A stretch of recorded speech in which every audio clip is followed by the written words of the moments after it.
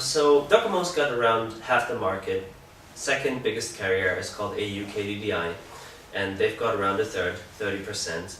SoftBank, which used to be Vodafone Japan, which in turn used to be JPhone Japan, now has close to 20% of the market, and they're growing quite quickly because they've got really cheap price plans. So the handsets in Japan, as anybody who has ever been here will tell you, are incredibly impressive.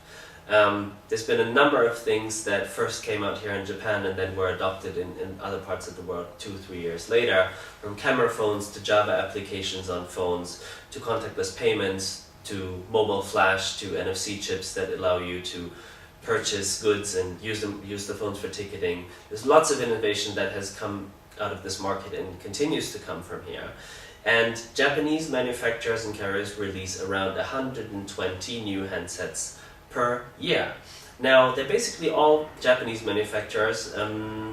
Foreign manufacturers haven't been very successful. Nokia, for example, never exceeded more than 1% of market share, which is basically because the Japanese manufacturers are all used to this model of developing handsets specifically for a certain carrier, which for foreign manufacturers such as Nokia that basically build millions and millions of the same phone and sell it across the world simply doesn't work.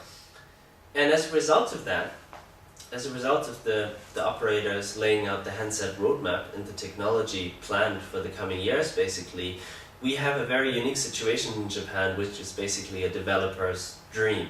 And that is that there's almost no device fragmentation. So if you build an application, if you build a mobile website, you don't have to port it and tweak it to hundreds and hundreds of different handsets from tens of different manufacturers.